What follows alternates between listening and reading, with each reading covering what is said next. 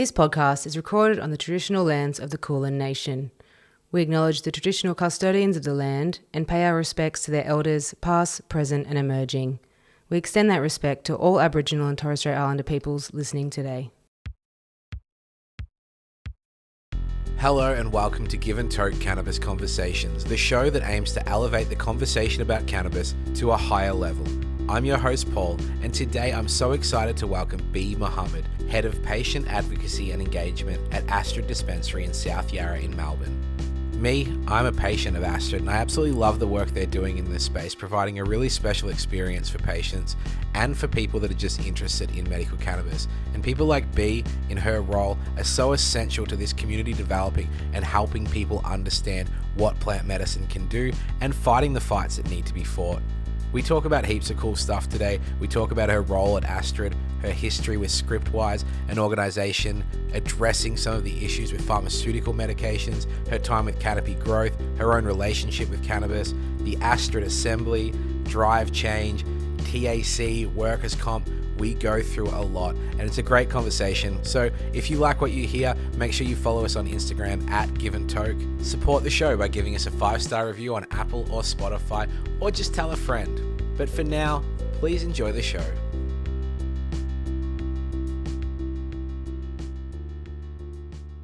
It's a shame this is an audio-only podcast because you're repping Astrid there proudly. I do love that staff uniform. It's pretty rocking. It is. And yeah, well, we're actually going to have more retail merch next year. So watch this space. But yeah, love our uniform. Some people say it's a bit cult-ish, but hey, you know.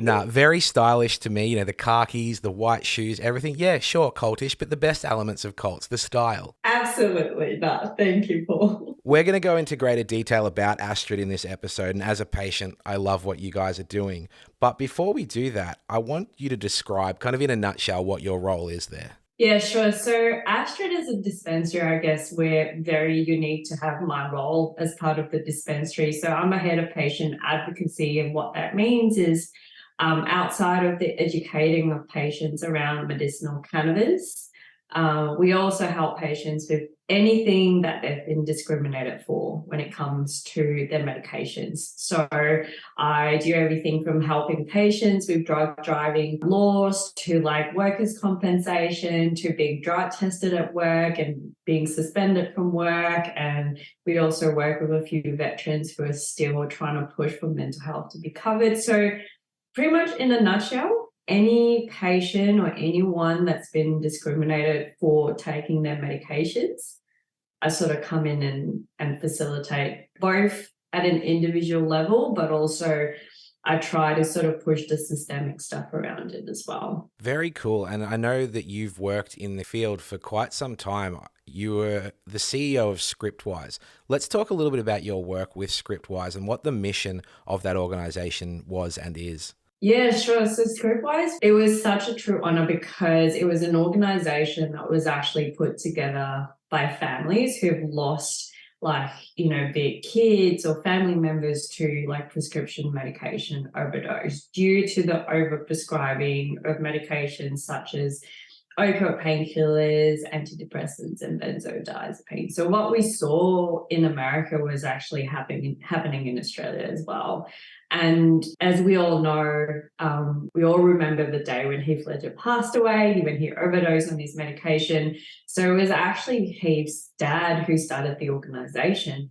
And I heard of it just, I was working in Canberra in the federal government, and I just wanted to come back to Melbourne because there's only so many years of Canberra that you can deal with. I've lived in Canada and Canberra is still the coldest place I've ever been to. It's insane. It is insane. I remember the first day I moved there was in July, and when I woke up to drive to Parliament House, my windscreen was covered in snow. Yeah, it's wild. So Heath's dad, after what happened to Heath, he had thousands of families write to him and said, this happened to me or this happened to my mum or my dad. And he actually invested to start this advocacy organization. So my role as the CEO in that time was to actually bring this issue to at the forefront of, I guess, governments and health ministers, because we were really starting to see the over prescribing of some of these medications.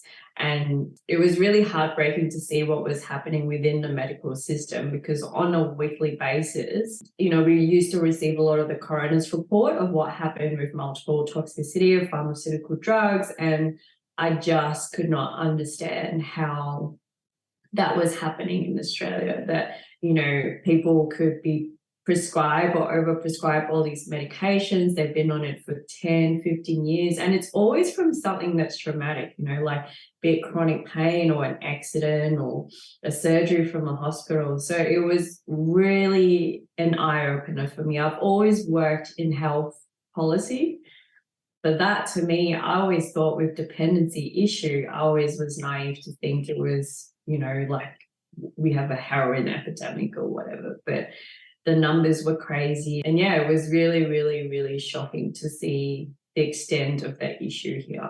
I think it's something like 2,000 Australians die every year due to complications with pharmaceutical drugs or overdose from pharmaceutical drugs. It's a conversation we ignore in a way that we have our head in the sand about, because a lot of people rely on pharmaceutical medications. So it's kind of like, we'll take the bad with the good because, ultimately people are benefiting from. But there is this kind of nefarious, seedy side.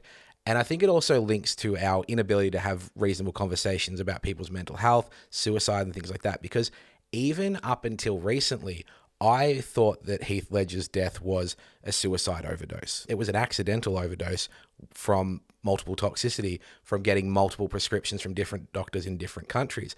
Now, when you really unpack that, there's a lot of accountability missing from that. So why has that become such an issue for us? Why do we have our head in the sand about this? Why are we so scared of cannabis, yet so okay with things that are killing people? Oh, that's a big question, I think. Answer it right now. Solve it this second. No, that's that's the reason why I left Scriptwise after close to 5.5 years, because families, when they lose someone from the accidental overdose, all they get at the end of the day is a coroner's report, is a piece of paper that says that there was overprescribing, there was no communications between practitioners, and this person is dead.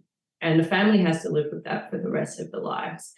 And their child is never going to come back from that. And for me, it was like there was no accountability. There were even families who were trying to go to APRA to sort of hold practitioners who were overprescribing, who knew that the dosing that they were providing for that person was really to a point where it needed to be tapered off. But no one ever took accountability, so why that's happening, I think that's a very good question. I don't want to get too political, but maybe I will. I think we've got to look at the systems that exist within our healthcare system. Why is it that doctors don't really know how to deal with a chronic pain patient? Why are they not investing the time to actually walk with the patient and understand how to treat them properly? Why are we always going for the quickest solution? We can go really deep into it, but to me, the reason why there's no accountability is because our healthcare system is at the moment about the easiest way of treating a person. And that's why I believe that cannabis is amazing and slowly shifting the system, because to most of the doctors and clinics, or especially the ones that Astrid work with, your initial consult is half an hour. We really go through your history. We really talk about how you're feeling. We really talk about any underlying issues. And it's funny because a lot of patients, I remember when we first opened, I remember the first, few weeks where we had a doctor in the dispensary, people would come out after seeing her and just in tears, because they were like, this is the first time a practitioner has listened to me, have trusted me, have understood where I was coming from. And then that was when I was like, okay, there's hope. That's such a great kind of point to make, and why we'll go deeper into Astrid as this episode progresses, because the work you are doing there is really unique, is really special, and is greatly benefiting people. So I can't wait to talk more about that. But the next thing I do want to talk about is your time working for Canopy Growth. Canopy Growth, at the time you worked for them, was Canada's biggest cannabis company. So what was your understanding on, what was your learning of cannabis through them? Oh my God, Canopy, me and Lisa, we always talk about how we will forever be grateful for that opportunity. We were probably at Canopy in a really good time. This was when they were growing, before they were unfortunately bought up by an alcohol company recently, but we were there when they were growing and they were still doing some great stuff. So my role was, I got on board as part of the government relations team. But when I went to Canada for my training, I was able to spend time with both the government relations as well as the social justice team, which personally, the reason why I wanted to get into cannabis as well was just that whole aspect around social justice. And I'm sure we'll briefly talk about that as well. But when I went to Canada, it was so amazing to hear how far they've come from the medical regime to the recreational regime. And to me, it was the biggest learning opportunity. I was only there for 3 weeks, but every day I was constantly overwhelmed. So overwhelmed, not just because of the scale of what Canopy was. And I remember that time as well, they just built a facility to do the R&D around drinks as well. So it was just all really fascinating. And everyone that I spoke to was so passionate about the plant. It was crazy. Like, look, it's a different industry there, I think, because people who work in it are like really cannabis people, like it's their life, whereas in Australia, we do get a mix of like people from, I guess the tech pharmaceutical industry coming in. And that's not disregarding anything, but to me, like the way Canadians spoke of the plant, I was like, holy shit, I need to read about this more. I need to educate myself. So I remember walking into one of our dispensaries in Vancouver when I landed, and you walk into the shop and people were like, hi, how are you?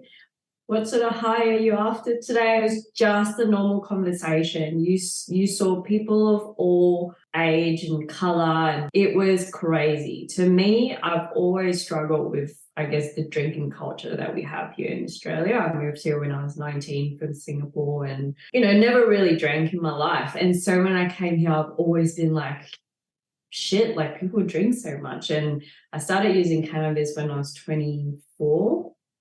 And oh my God, like I felt like a teenager when I first used cannabis because you lie to your friends or like you sort of don't talk about it openly. And so for me, going to Canada, I was like, and when you go to a pub as well, like more people were just smoking and having non-alcoholic drinks. And I was just like, this is what it should be. No wonder Canadians are so nice. It all makes sense to me. Just anecdotally speaking, I experienced the 2020 pandemic in Canada with recreational cannabis available, returned to Australia for 2021 for the secondary, probably 3rd, 4th, 5th, 6th lockdowns. And I had a personal struggle in that time compared to when I had cannabis available to when I didn't and alcohol was the option. But I also noticed the difference between my friends' moods. I noticed people becoming okay with drinking a whole bottle of wine every night and that kind of being normal and, that becoming meme worthy versus in Canada, people having, maybe 5 joints a night. They weren't having the same struggles the next day, a few weeks later, a few months on. I noticed friends struggling to wean themselves off booze. No one was really like, oh God, I'm addicted to these joints now. I've got to go back to work. It was a very different experience. And so that is something I've had to reckon with. I grew up loving binge drinking. If I knew a young person that was consuming at the level I was, I'd be very concerned about them. But that was just a normal thing to do in the mid 2000s. As I got older, I realized alcohol was truly a depressant, would make me feel bad. But now coming home after 2 years of practically not drinking, you mentioned the R&D for the drinks. I completely replaced alcohol with low dose cannabis infused beverages. It was incredible. I'd drink as much as my friends on a camping trip who didn't have a hangover the next day. So that is a huge cultural element that we are struggling to get past. And I think it's a big problem that we have. Oh, massive. I think you absolutely spot on in everything you said. And when you were talking about that and drinking as a young person, I remember in our early days as well, when we opened, there was this really young chick that came in. She was 22. And I remember sitting down at the lounge area that we have for patients in the dispensary, and she was just looking down the whole time. She was very shaky and agitated, and she had been on benzos since she was 15. I was like, how is it that we're even medicating our kids that young? And it was the start of lockdown that she realized how dependent she was and how long she'd been on it. And then I remember she was finally prescribed CBD, and the second time she came back into the dispensary, and I saw her and I was just like, how are you going?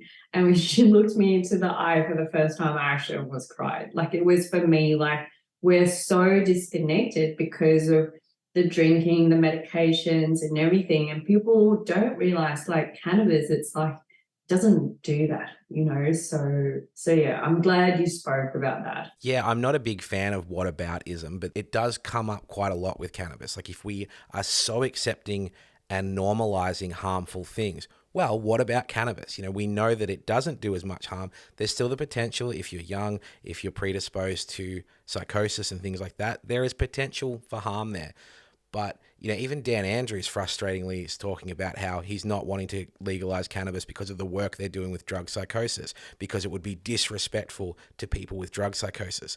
Well, what about the disrespect to all the people who are getting multiple benefits from cannabis? And so the conversation is frustrating. We are stuck. We're pretty backwards still. We like to think we're progressive in Victoria. We're just more progressive than some of the other states. That's really the reality of it. But the work people like you are doing is so, so important. And I'm so grateful that you exist, that Astrid exists, and this is getting done. It makes me feel good. No, you said the word stuck, and I was like, I don't know if it's December and the end of the year, I sort of felt a bit defeated this year because I do feel we're a bit stuck at the moment. The drug driving laws, and I'm sure we'll get on to those sort of topics, but even the whole legalization, like, I was really shocked with, sort of Dan Andrews' position in that, because he was so supportive of medicinal cannabis, and we were the first state to legalize it. And there was so much promise of an industry. There was even an industry plan that the Department of Economics came up with,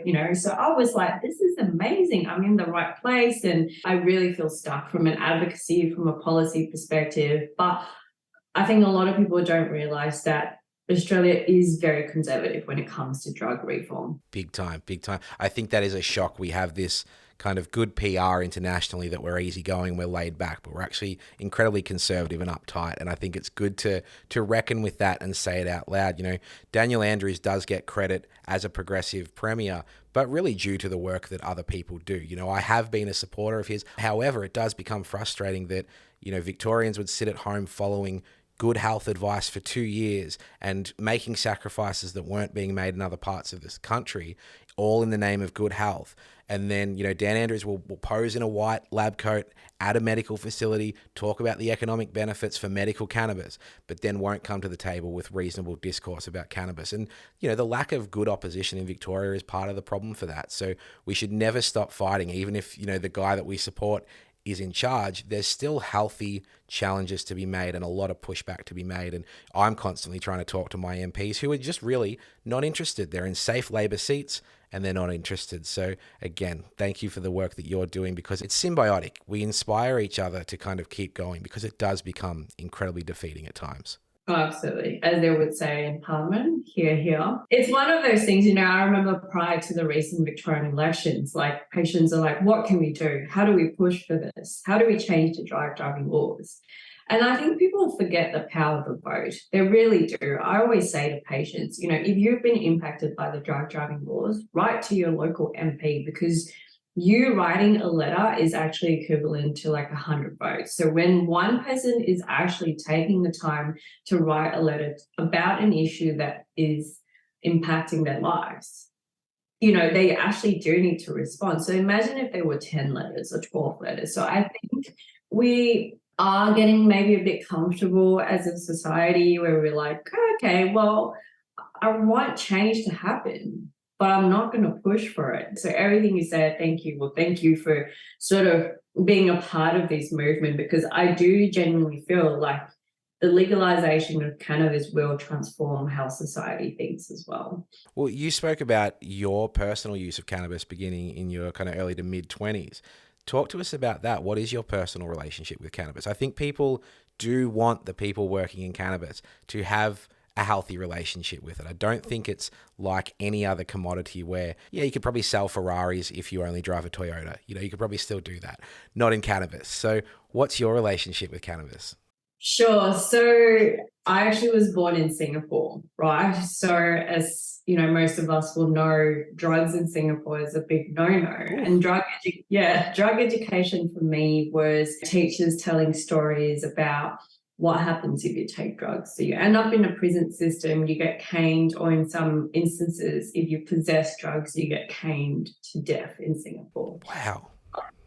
So you can imagine me being a 19-year-old from Singapore. I knew I had to move somewhere because I was always really different, and sort of came here, did that whole I'm going to study and focus on studying. And then I became 23 and I was exposed to meeting more Australians and a few Australians who smoke cannabis and, did other drugs. And I remember my first time smoking cannabis. I was 23. No one had even educated me about it. It was my first time smoking a joint.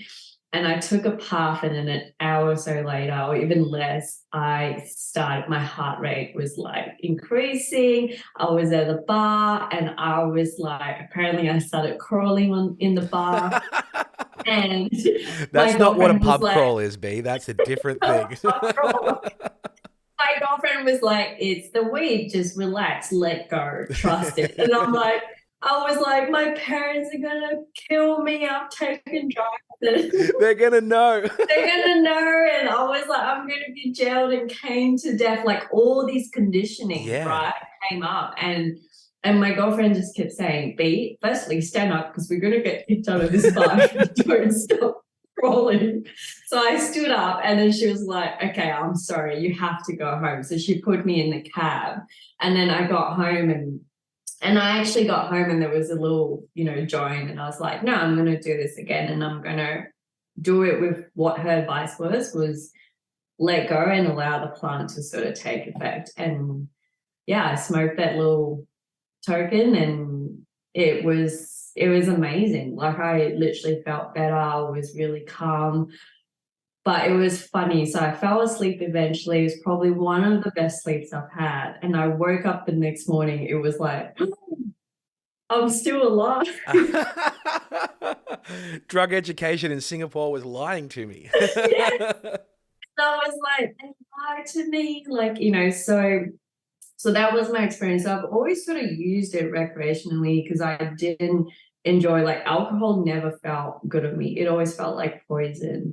But for me, then when I was 26 as well, I had a minor surgery, and this was in Canberra. And, I said I didn't want any morphine or pain medications because I sort of grew up, I'm half Indian, so I've always had Ayurvedic medicine, and they gave me tons of endone after the surgery. And finding weed in Canberra was so hard. I was like, how do I find this? So it did help me then in terms of post-surgery as well. But me personally, I just prefer it. When I feel a bit defeated from work, or, I went through the last, we all do the last 2 years, with relationships ending and the pandemic and lockdowns and how it affected my mental health. Cannabis was one of those things that I was I'm really passionate about, because not only am I blessed to see what it's done for our patients, but I've really benefited from it as well. That's beautiful. I do think that kind of any adult that has stuck with it, irrespective of a negative first experience, is ultimately finding that therapeutic benefit. That's where I have ended up as well, no matter the fact that, I kind of got into cannabis in a very Australian way, that it was something extra to do while you were at a party. It was something to add on to your already kind of wasted night.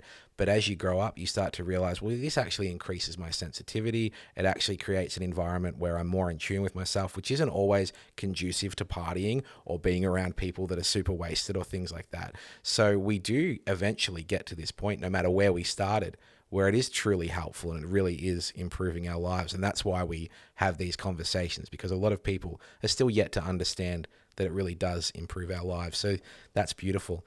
You mentioned Canberra. Canberra have gotten to this pretty good point where it's way easier to get cannabis there than it ever has been, as long as you grow it yourself. So for people that aren't aware, in Canberra, you can grow up to 4 plants if there's 2 people living on the property, and you can possess it, consume it, use it in your own home without any penalties. You can't sell it, you can't gift it, but it's a pretty great first step for somewhere in Australia to be doing.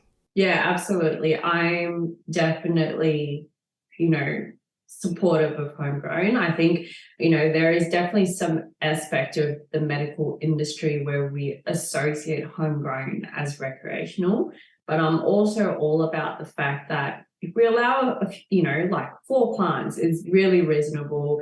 They did that, I think, in New Zealand or even in Canada initially when there was a medical regime. You actually are able to grow your own plants as well, if you're proven to use it medicinally. So that was an amazing first step in Australia, I have to say. But even with that happening in Canberra, to me, it's so bizarre that, they sort of decriminalise homegrown and the drug driving laws, for example, is still not changed. So we are moving, but we're sort of back to the point we spoke about earlier. We make sort of one progress and then it sort of stops there. Like I always thought, like, okay, it will be a bit of a domino effect, but then it's sort of like, okay, well, which state next, so definitely it's a huge step, and I really, really want to see more states doing that, because obviously drug reform is the jurisdictional matter, and I really hope Victoria's next. I really, really do, because we don't hear enough of the stories of,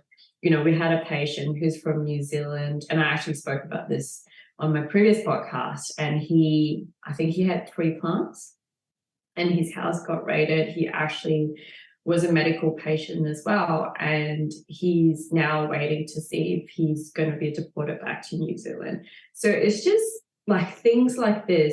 My biggest sort of struggle is we don't hear enough about how people, like, the policing of cannabis it's insane here in Australia, but we don't hear about it because we don't report about it. And so people are not aware that really for 3 plants that you could potentially be deported, or like really for a gram of possessing cannabis, you could go to jail, or like you could have a possession of drug offense in your records. So it's just all these things. I'm like, come on, we have to shift the dial. Oh, there's still so much work to be done. And we are just at the whims of kind of grumpy police officers who are having a bad day, right up to really bad laws and everything in between. So we are working against a lot. I sometimes feel like we take a step forward and we take 2 steps back with the punishments. So yeah, we get these new opportunities, but you do see a ramping up of punishment. I've got kind of friends and longtime cannabis users who actually don't want any form of legalization or decriminalization because they're concerned that that will increase the police looking for people, who are using cannabis, who are driving with cannabis. Instead of rethinking what the laws are, they might just actually hone in on people. So, that's an anecdotal argument, but it is something to consider. There is still a lot of police effort, resource, and money going into giving us a hard time. Absolutely. And I think, we so focus on what's happening overseas. Like we think like, oh, there's definitely a lot of policing around cannabis in America, but not here in Australia. And I'm like, nah. I was like, all you have to do is just ask patients. We obviously hear these stories at Astrid as well. So I think it's also people are oblivious to what's happening. And like you said, it's most police officers we've dealt with are grumpy, and they don't even want to hear about it. We always come from a place of educating. I never want to have a go at a police officer. Sometimes I've been very close to, but most of the time I have to remember that the only way that we'll achieve change is through education. But they have to be willing to listen. They have to be willing to listen. They're not even willing to listen and understand that this is now legalized, So it's a tough one, but we have to stay optimistic. We have to find a way to work with law enforcement agencies. And I think we are starting to see, a few police officers who are patients and they actually benefit from it, and they go, how can I change this within my organization. The first time I came to Astrid to pick up my medicine, there was a police car parked out the front and I walked around the block. I walked past, I kind of gave myself a little pep talk. I'm like, there's nothing wrong. You're doing nothing wrong. You're being prescribed. But I still needed to go through that. So I walked back. The two police officers got out of the car and they were scoffing at the existence of Astrid. They were two young cops, probably no older than me. I'm in my early 30s. And they were laughing and making jokes. And I saw one of them do kind of shaka ripping bong action, and they were laughing and kind of ribbing each other. It looked like two 9-year-old boys who had just seen 58,008 on a calculator saying boobs. Like it was pretty offensive. So there is still a lot to deal with, even at a street level. I was doing nothing wrong. I was going to a legitimate business, and I still felt uncomfortable around the police on that occasion. So a lot of work to do. And I think that's a great kind of chance for us to jump into Astrid, and let's talk more about Astrid and what you do there. That was my first time at Astrid. It's an incredible place. It makes me feel so excited about the future of cannabis, and I know that's part of the point of the aesthetic of Astrid, that people can walk in there, feel safe, feel impressed, feel comfortable, make this special, make this an experience for people. So obviously Astrid is a female-led dispensary led by pharmacist Lisa Nguyen, who's an amazing person. How did you get to working at Astrid? Oh my God. So I met Lisa day one in Canopy Grove. She was the medical science liaison. I think she was the first MSL that Canopy hired. And on my first day, so I was, going through my induction, Lisa was in there, the office, and she came through and she ran towards me. She gave me this biggest hug ever. And she was like, you must be B. And she's like, we're going to get along. And her dedication, her passion, it was insane to see someone who was on the grounds. Even though I was government relations, I always spoke to Lisa because I wanted to know what was happening on the grounds, what were the issues. So we worked really closely together. She's always been an inspiration to me. And so one day, Lisa was frustrated. She was done hearing about how pharmacies didn't want patients in their pharmacy. Doctors were finding issues with finding the right pharmacy. She came to me and she goes, I'm going to do this. And I was like, what are you going to do? She goes, I'm going to start my own dispensary. I want to create what I saw in Canada. I want to create a space that people feel safe and respected, and we can just talk about cannabis and patients can feel welcome. And she talked about the aesthetics, and I just went, I have to come with you. So she was building it during COVID. It was like the aesthetics of Astrid, it's all Lisa. I remember one day we were standing trying to decide on the paint for the wall, and she had 3 different shades of green, and she's been staring at it for a month. And she said to me, which one do you prefer? And I actually went, I don't see a difference. So her vision, her, all the aesthetics, how you feel in that space, that's all Lisa. And yeah, I was so, so grateful to have been able to be with her from day one, because Canopy was a great opportunity. It was a great company to work with. I had amazing bosses in Canada who I was so lucky to learn from. But then to go back to the grassroots, to be able to talk to patients on a day-to-day, to be able to understand from the start to the end of the journey what their pain points are, has been really, really cool. So it's a beautiful space. And we genuinely love our patients. Like half of the patients I started talking to when we first opened are my friends now. And I actually remember looking at my photo from my birthday this year, and I had 4 patients who are now my good friends. That's really cool. Yeah, because we wanted community. We always wanted a community, and that's why the Astrid Assembly started as well, because we were like, we just want to hang out with our patients because they mean so much to us as well. The Astrid Assembly was an incredible event. It was a patient and industry event where we came together.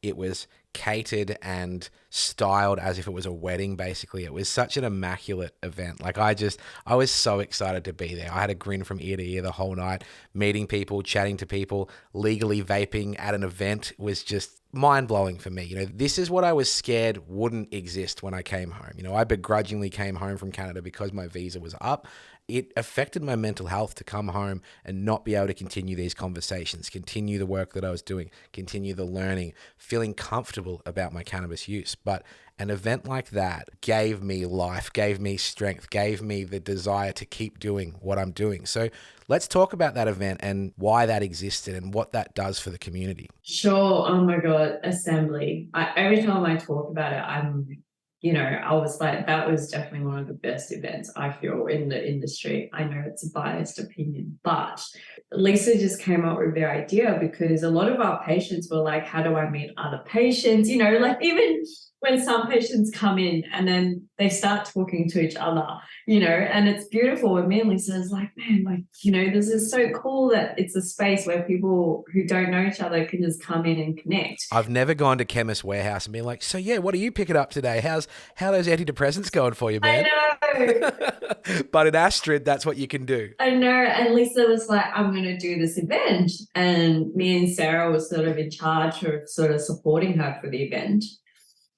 But even me and Sarah were not aware of the scale until Lisa presented to us her vision. And I mean, the one thing Lisa said to me, because I was the MC at her wedding as well earlier this year, and she goes, B, the assembly is going to be bigger than my wedding. And I was like, wait, your wedding was pretty grand.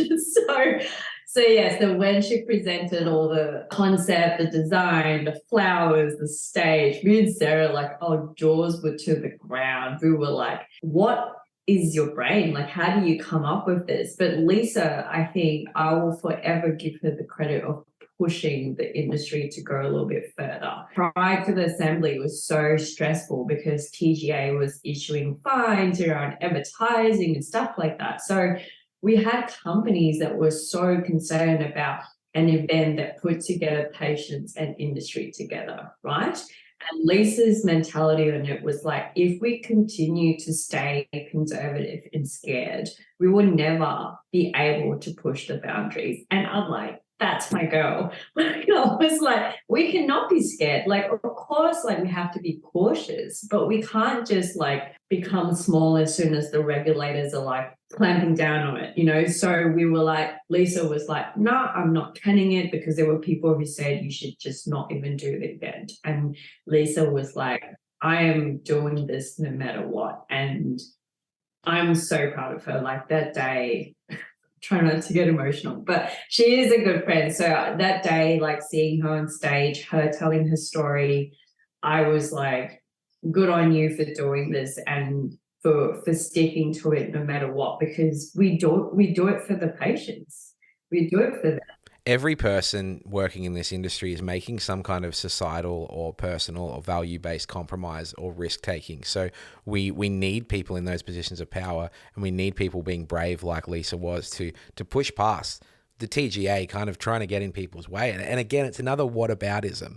We see the TGA kind of causing a lot of issues for prescribers, for companies and things like that, whilst circling back to Scriptwise, a lot of the offences in that field and overprescribing of pharmaceuticals are just getting a blind eye turned to them. So we are very much up against it. Oh, absolutely. And Lisa taught about every detail. Even when we got the venue, we were like, are we okay to vape on the balcony? She wanted to create a space where everyone could vape with their prescribed cannabis. So, we were like, let's just make people feel that they can come to an awesome event and just do what we would be able to do if we were in Canada. But, but not only that, it was also about talking about the issues that we're still facing. So it was amazing. I mean, I was absolutely exhausted by the end of the night, but it was one of those events. And, we debriefed the week after, and Lisa was like,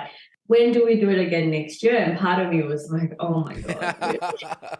Just let us rest for a minute. Yeah, and she wanted bigger. She was really thinking about like maybe a 2-day assembly. And I was like, oh my God, but like I said, her vision is constantly about, let's keep making a huge deal about this, because the more that we make it normal and sort of big, the more people will look at it as a valid sort of industry as well. Well, I don't want to put too much pressure on you, but I'm thinking 2025 Melbourne Exhibition Centre. You know, the full venue, 3 days, accommodation options. You're in charge of organising it, B. Oh my God. I think that actually does lead me to a question I'm curious about, because I understand that Astrid are expanding. You know, obviously you have got patients all over the country that you mail out to and things like that, but soon going up to the kind of Northern Rivers region, going to be based in Byron Bay.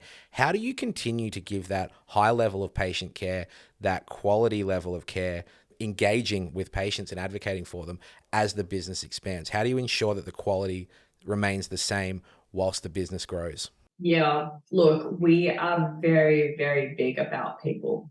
We genuinely hire the best people. You have to be always repeating the experience that we curated day one when we opened the door, where it was just Lisa and Judy, and then it was Lisa, Judy, and me, and then like there was 4, and then there was 6, and then there's I think there's 22 now.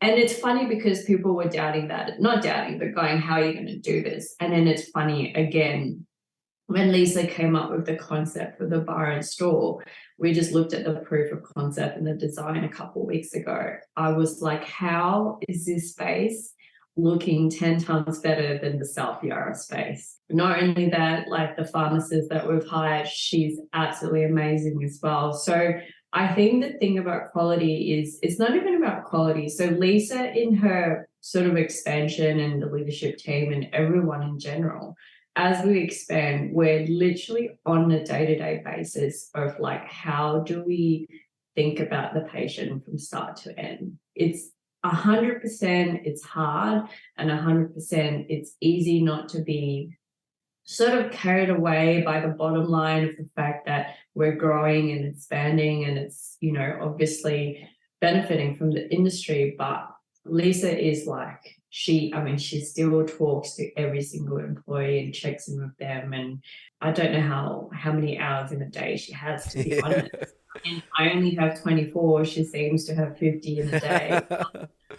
But we do our best. And that's why no matter what, it's like the education remains the same. The advocacy provider remains the same. And even like handling complaints and all that stuff, we're really trying to ensure that we keep it to that level. But that actually comes down to the people that you have. I mean, Astrid would not be what it is if not for the amazing employees that we have. And we have pharmacists who are so passionate about this, you know. I mean, most of them come from Chemist Warehouse, so it's probably like they were just waiting for that opportunity to actually be in an environment where they could care a lot more. They could care, I know. So I think I'm actually excited more than anything else. Even the bar and shop, you know, I said to Lisa, it's so good that we're in the Northern Rivers, because, you know, I went to my first Mardi Gras this year after not being able to go the last 2 years. And, you know, I went with my dear friend, David Halpin, who's an ex-magistrate, and I met all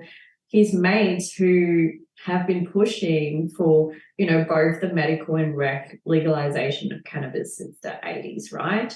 And there is this amazing energy in the Northern Rivers for this to happen. So I'm almost glad so I'm actually moving to Byron next year, because I said to Lisa, I want to learn from these drug reform activists who's been doing it for the last couple of decades. There's so much we need to learn from them as well, you know, of all these people from Nimbin who's done amazing work. So well, I look forward to coming up to visit. Yes. Oh my God, you have to come visit. And like I said, I don't know what Lisa has in her water. The store is going to look amazing. Can't wait. Well, there's one more thing I want to talk about with Astrid, and that is really the importance of it being a female-led business that is ensuring that diversity is integrated. There are different cultural backgrounds amongst the leadership team, which I think is really important. I saw a lot of middle-aged white dudes from liquor backgrounds working in cannabis in Canada. It's really nice to come here and see people pushing back against that. I know there are plenty of those dudes around, but it's great to see a lot more women and a lot more cultural diversity. So why is that so important to Astrid's mission? It was very, very important. This is one of the branding things that Lisa was adamant about. And me personally as well, I was, because when I was working at Canopy, as part of HQ for Asia Pacific, you go into conferences and meetings here within the industry, and I literally would look around the room and I'm You're like, are you lost, little girl? Where's your husband? I was like, what conference? Is this a conference for like men in their 60s? Like, it was bizarre, I tell you. And so Lisa always felt passionate about that and empowering women in cannabis, because when we first started, or at least when I started in the industry as well, like 3 years ago, which is actually, people were like, 3 years ago, that was nothing. But I was like, it's a very young industry, right? So we noticed the lack of women in the industry, and we definitely noticed the lack of colour. So even in May, when we went to this conference down in the Sunshine Coast, and the Astrid booth was probably the only booth where all the coloured people from the conference I laugh, but it is disappointing. It is disappointing, but the funniest thing was like, it was the best booth and people all wanted to hang out with us because we were obviously the most fun as well. And it was something I've also been feeling really passionately about. Like, one of the things I really want to do more of next year is also around the First Nations part of it, because we have a few patients who are, First Nations, and they have benefited so much from being on medicinal cannabis. And one of the things is like, there's not enough representation as well of them, and as well as there needs to be an ability by government to include this medication under cloister gap, because, we all know that they are probably most incarcerated, even in Australia, for small possession of cannabis.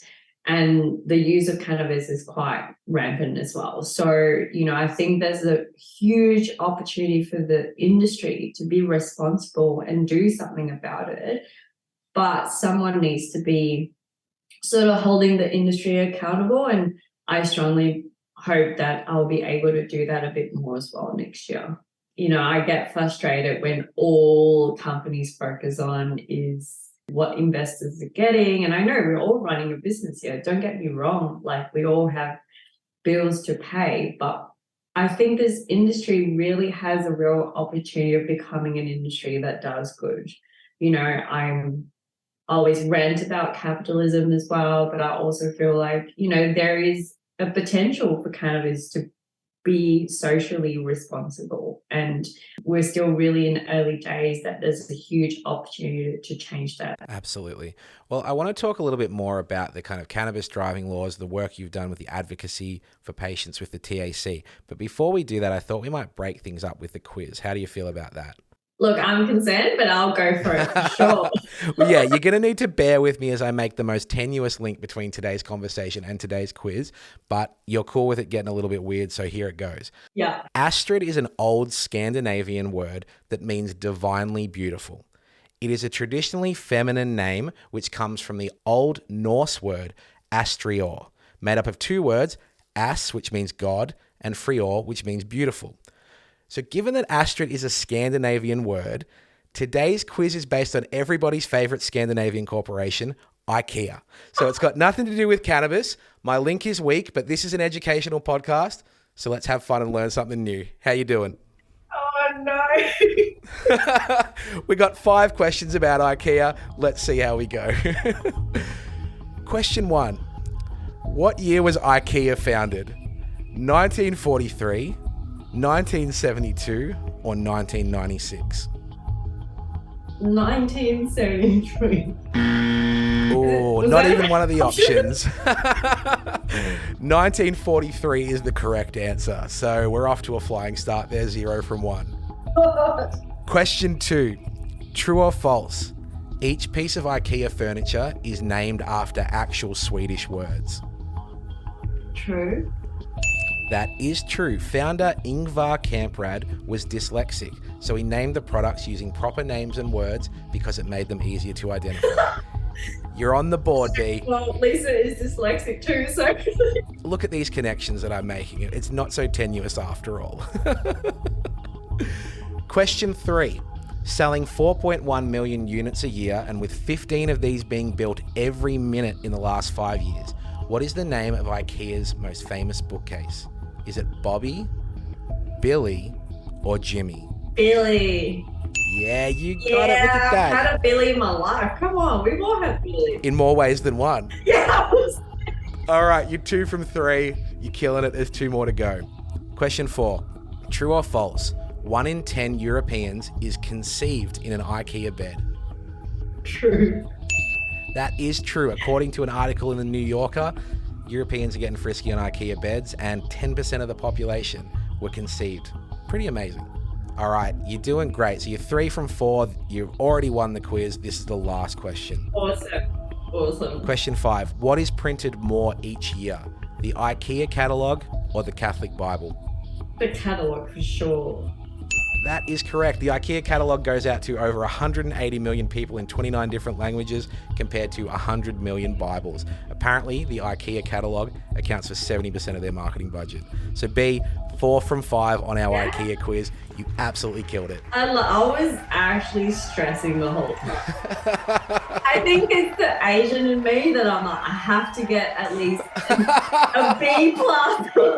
Again, it's like my mum's going to hear how I went on this quiz. I only got 80%. Passes. You see how conditioned I still am? Oh, that was great. Well, let's move back to our cannabis conversation. I want to talk a little bit about drive change and your work with the TAC, kind of advocating for patients. One of my best friends is a wheelchair user who deals with the TAC on a daily basis. And having lived with him, having been his friend for so long, I've seen that it's an absolute nightmare even to get him the right wheelchair, the right medication, the right medical supplies. So we're obviously at this tricky point with medical cannabis where benzos, no drama, Valium, no drama, all that stuff, you can get it the next day. But cannabis, there's a lot of pushback. So that's something I want to talk about, but also Drive Change. So Drive Change is an organization that is trying to work against the outdated cannabis driving laws we've got in this country. Where are we at with this? Where are we at in Australia with our driving laws, with our roadside drug tests?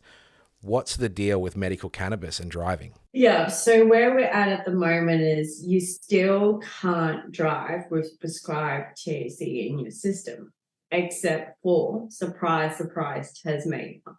So even though Tasmania was probably the last state in Australia to allow doctors to prescribe medicinal cannabis, because for ages, even when it was legalized federally, only specialists in hospitals were able to prescribe cannabis there.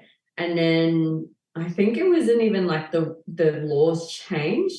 It was just something that they've never had anything within their legislation that said that THC presence would lead to you losing your license. So obviously it's something where we were like, how did this happen in Tassie and in Victoria, New South Wales, and even in South Australia for the last 2.5 years? We've had a few MPs trying to push for the private amendment bills for the driving laws to change. So Drive Change actually came about because, you know, some of us would have known David Halbin. He was a magistrate for many, many years, and he just could not go on prosecuting patients who were done at RDTs for the presence. They weren't impaired. Some of them even took their medications a week ago, did all the right things. And he was like, I cannot do this anymore. Thank God for someone like David as well in the industry. So I was doing a bit of that work in Canopy a few years ago. David was doing that stuff through his own law firm, and then there's Matt Anderson and Tom from Honda Lee and Gino from Harm Reduction Australia. And we were like, why not we all come together? We're all volunteers on this campaign. And we were like, this is going to be easy. We've got this. Makes so much sense. It's logical, you know, and David was like, I've been doing this on my own and now doing it with a campaign. We'll get this through. That conversation was 2.5 years ago. And actually the last time when I was in Byron and, you know, I was chatting about this to David, I said to David, I don't know how you do it. You've been doing it for many more years than I have, even before legalization, and I don't understand why members of parliament don't see the logic. Okay, yes, they want to look at the science, they want to look at the evidence, they want to fund more scientific research about it, but why can't we just even acknowledge that the law is not even about road safety? It's about the presence of taking a drug. Imagine if we start testing people for taking vitamin C or for taking an opioid medication, so for me, I personally also was really naive. I was like, we're going to smash this. Victoria will be the next state to legalize it because, we did hear that the Labor government was supportive of it, blah, blah, blah. I have to say I was really disappointed, especially with Victoria and the work that Fiona had done. And, there were a few key ministers here that were like, it all makes sense. It needs to change. But no one wants to be that politician that champions the fact that people can't drive while taking these medications. No one wants to come out and say, other than Fiona and politicians like even David Limbrick from the Liberal Democrat, he's been very open about it as well. No one else wants to talk about it. No one, all we have to do is look at the recent vote in the New South Wales Parliament that happened a couple of months ago, which I was absolutely outraged. We wrote a huge article about that on Drive Change. Not only the huge disparity in the votes, but the comments after the debate. Like Mark Latham yelling out, "Pass the bong." Kate was sharing the story of a veteran who has served our country and done all these things and sacrificed his life and is on cannabis and lives in rural New South Wales and can't drive. And those are the people that we put in Parliament to make those decisions. When I saw that happening, and then we had a couple of the other regional and rural roads ministers that laughed along, I was like, shit, we've got a long way to go. I was really disappointed. I've been speaking sporadically to Rose Jackson, who's a member of Parliament in New South Wales, for a couple of years, and she is quite an advocate and what I thought was an ally for cannabis. And when I contacted her and asked her why she voted against it, all she could say to me is, "Oh, we told the Greens we weren't going to do it." I'm like, yeah, but what is the reason? What is the justification? So what are you compromising? What values are you trading off? And she's like, "Oh, I'm sorry if it, appears shitty." And I'm like, it appears shitty because it is. You're voted in to be a representative of your constituents. You're just towing the party line. You're just voting based on what your footy team is rather than what good rules are. So I actually, was incredibly frustrated. And I think this happens within the community a little bit. We can be scathing of people that are allies, but I really felt let down by that. And I felt let down by her and by her response. And it's disappointing because you start to think that we've got these people on our side. We've got these people who are going to do the right thing, but it wasn't the right thing on that day because a different team suggested it. Yeah. And David Halpin has known Rose Jackson for a long time. And he also picked up the phone and was like, what was that all about? And this is what we talked about earlier. Like, we think we're making progress. And like, that was probably, I would say, in reflection of my year this year, seeing that, I felt really deflated. I felt defeated. I'm like, what? I'm not doing anything good at this stage, and I'm so glad you did communicate that to Rose as well, because it's so disappointing to see. It's almost like, what flavor ice cream would you like to have today?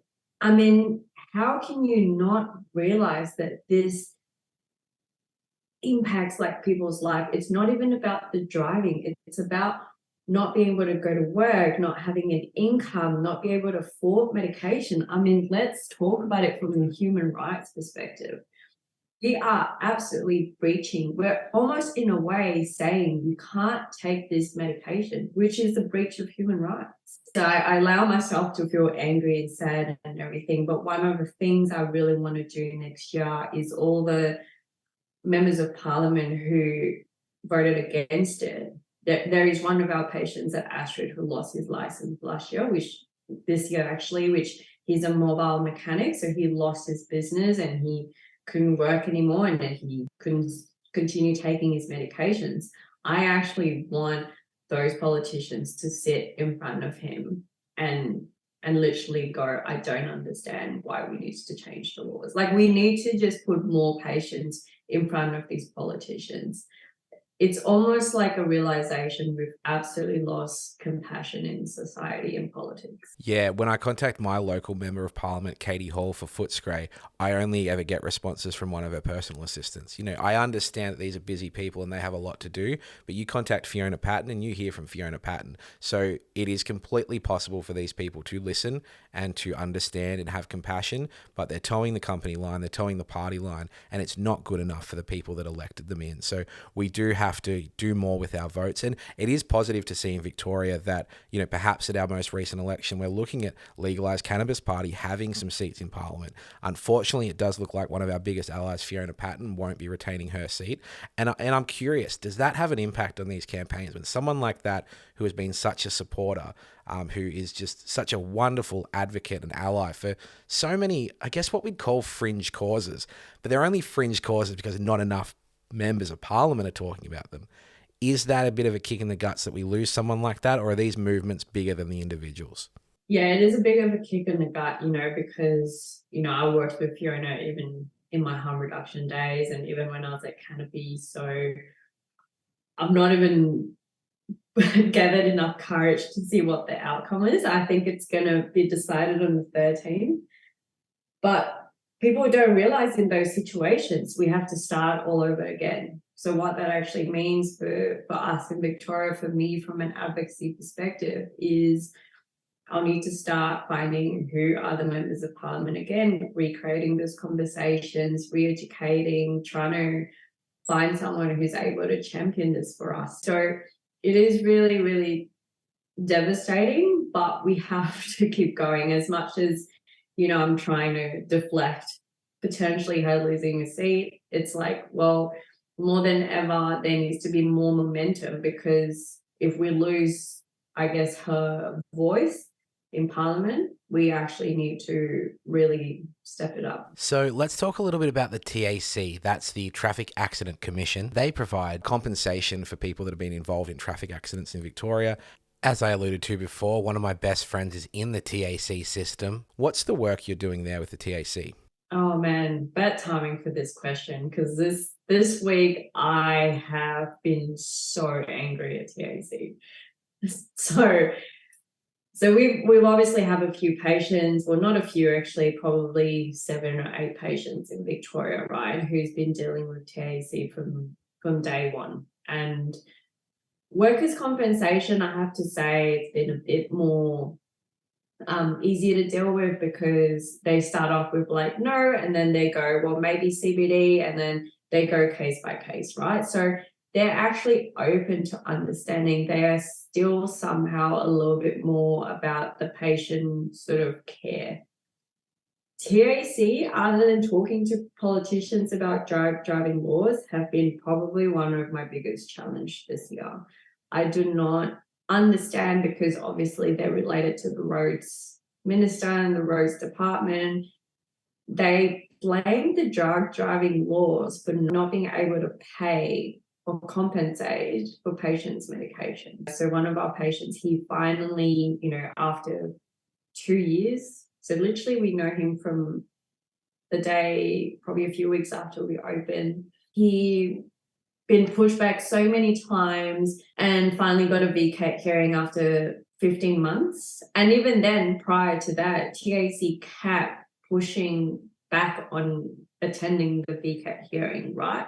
And even at the VCAT hearing, when I read the transcript, the lawyer was just so, like, his tone, his language and everything. Anyways, long story short, he actually became the first patient at TAC approved medicinal cannabis. But even when that happened, they were like, oh, sorry, we actually only meant cannabis oil.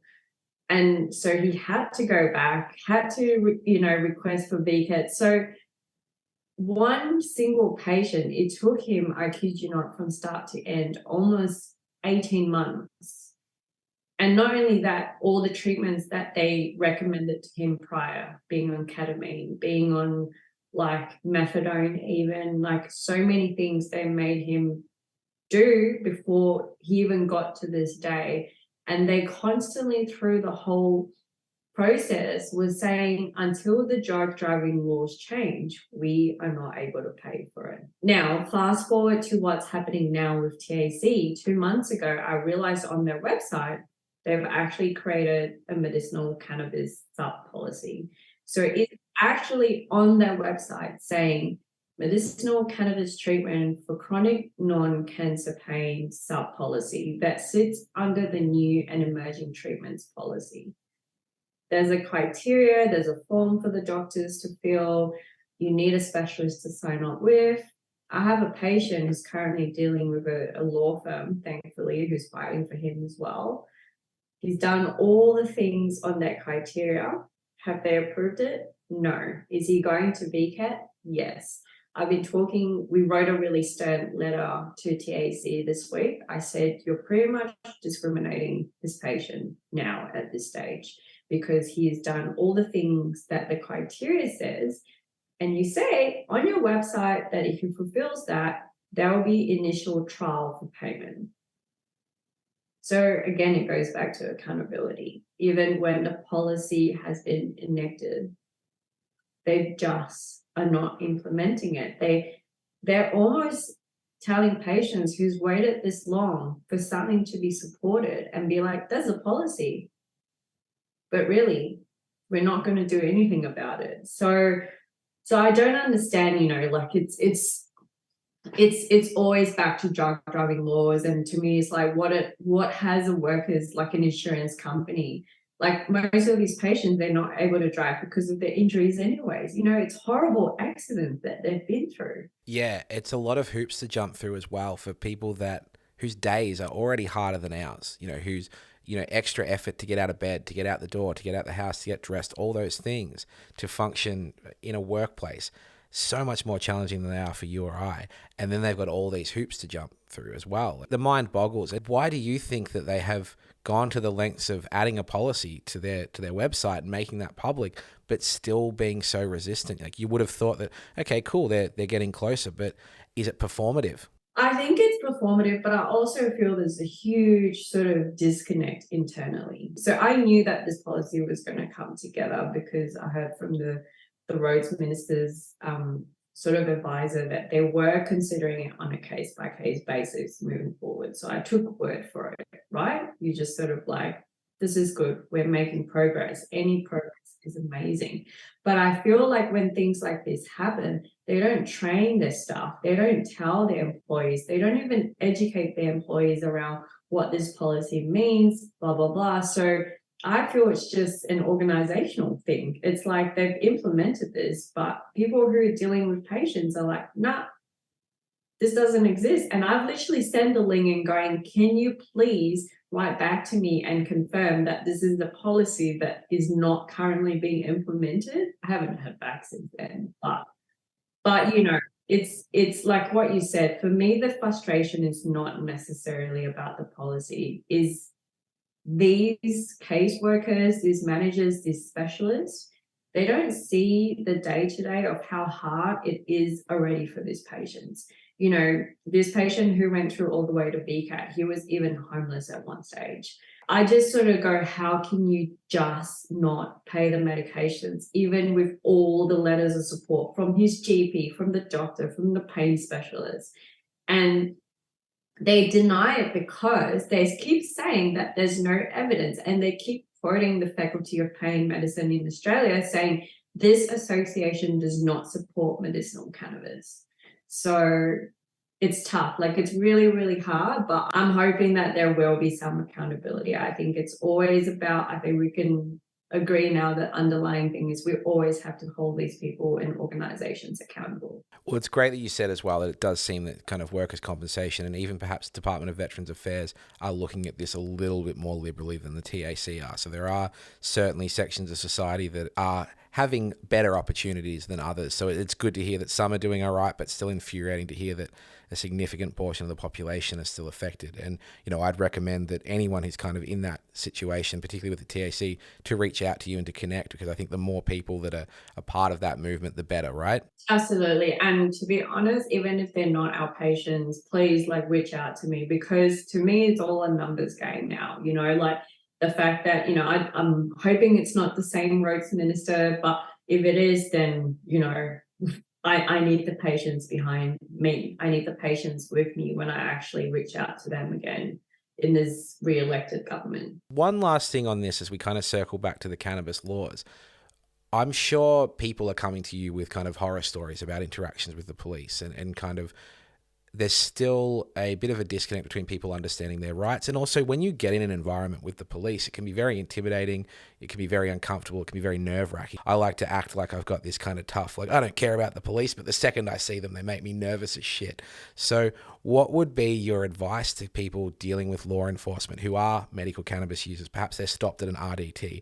How should people communicate or not about their medical usage? Sure. So this is a really challenging topic to talk about because, I have to disclaim that I'm not a legal practitioner by any chance, but it's also based on, I guess, what I've always leaned on David for advice in those situations as well. So what we see with RDTs is, unfortunately, you have to do the test when you're actually being stopped by police. Most patients, they literally think that the right thing to do is to say they are on prescribed cannabis. I'm sort of in the middle of those two because sometimes it has benefited them because police are, depending on the age of the police that you get, they're a bit more like, okay, thanks for letting us know. But then in other cases where you get that grumpy 55-year-old police officer, they will make sure that they make you test positive no matter what, So I know this is a weird thing to say, but maybe have a look and see what the police officer's energy's like. And in Victoria, actually, I only learned this recently in a meeting with the roads with the transport department, is in Victoria, after the RDT test, if you were to test positive, by theory, the police officer is meant to do a drug impairment test after that as a second step. But what normally happens is in Victoria, if you're tested positive, they will literally just write you the infringement notice. You will get your court date and that's it. So even for me, this was new information when the department said to me, no, the police officers are meant to do a drug impairment test. What they forgot to mention, which I found out later from a member of parliament, is only 600 police officers in Victoria are trained to do that. So in these cases, I would encourage you for you to ask for a drug impairment test.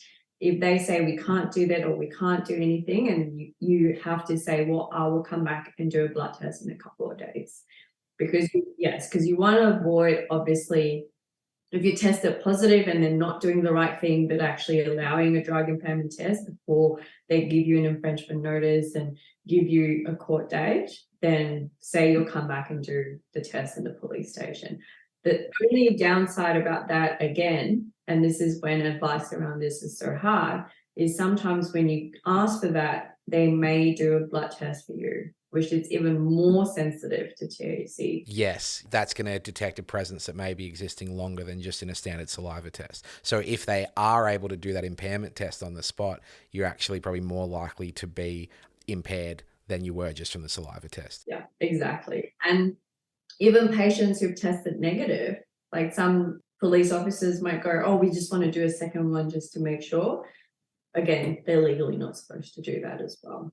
Okay, that's really good to know. So yeah, basically, if it were me, I'd be keeping my cards close to my chest as long as I could, revealing information when relevant if you were to test positive, asking for that impairment test. If they were to ask for a second test, then you have the right to say, no, thank you, I've already had one. What they then do to you and how they treat you subsequently is obviously at the discretion of the police. But that's some solid advice there. Again, not legal advice, but just some considerations. I think it's important that people understand their rights. And you start to think a little bit more about that American movie thing of like, no comment, like if it's not relevant, then I don't actually need to answer. I'm not obligated to answer things that aren't relevant. Absolutely. That's the one thing I say to patients. Even when a lot of patients are like, I'm a medical cannabis patient, and if they test negative, the police officer might go, well, now we'd like to search your car. No, they're not allowed to do that without consent, and they're not actually allowed to do that without real sort of reason that there is a criminal offence or, so no comment is a good one to have. But, I'm with you, Paul, like obviously I'm an advocate and I'm really good at helping patients, but even when a cop's driving behind me, I freak out. Yeah. Yeah, a car could have roof racks that are slightly larger than normal. I'm like, shit. Okay, no, cool. It's just a mum driving a Hyundai SUV. I'm fine. But yeah, no, it's definitely, the struggle is real. And I do, I've always considered myself a law-abiding citizen. But there are laws that by design make us criminals instantly. I highly recommend folks go back and listen to last week's episode with Hannah Scarlett Turner, where we spoke about the Queensland Police charging her for possession of a dangerous drug for having the crumbs of less than a gram of cannabis in a receptacle separate from her prescribed medication container. She had it in her car meters away from her, but it didn't stop them from treating her like a common criminal for something that probably should have just had a little bit of discretion used for it. These cops do exist. They do want to ruin your day. 5 Child Protective Services officers will dedicate their day to charging you for having literal crumbs, meters away from your prescribed cannabis container. So we've got to be careful. We've got to look out for each other. And this kind of advice is helpful for that. So thank you for helping us understand our rights. Thank you for everything you do in this space, your advocacy, your enthusiasm, your realness, your passion. It means so much to have you here today. So thank you for that. As we get to the end of the episode, there's a segment called Paws of Wisdom, and that's where you share a snappy little dinner party fact that the average person needs to know about cannabis. So B, what is your paw of wisdom? You're sitting at dinner, someone says something underhanded about cannabis, someone asks you a question. What's the one thing you want them to take away? I think of one thing I want people to always think about cannabis is think about why this plant was actually considered or became a prohibited drug in the 1930s.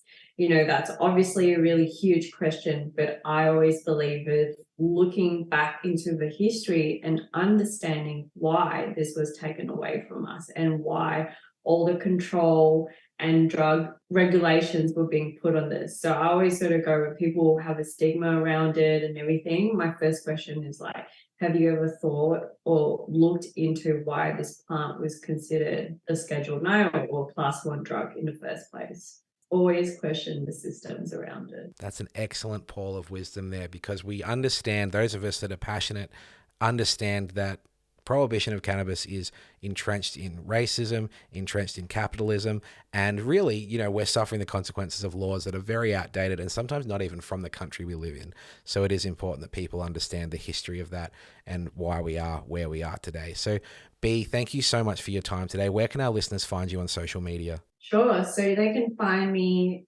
on B_change AU. That's actually a very new Instagram profile, but that's where you can find me. And obviously, give Astrid Dispensary a follow as well. Absolutely. Both of those will be in the show notes below. B, Mohamed, it's been an absolute pleasure. Thanks for joining us today. Thank you. And thank you for everything that you do in this space as well. Give and Toke Cannabis Conversations is written and produced by me, Paul. Music written and produced by Big Mike. Follow us on Instagram @GiveAndToke or get in touch by emailing giveandtoke@gmail.com. You'll also find us on Twitter and Facebook. All opinions expressed by program guests are solely their current opinions and do not necessarily reflect the position of Give and Toke. Content discussed in this show does not constitute medical or legal advice. Cannabis is not legal everywhere, so please be aware of local laws.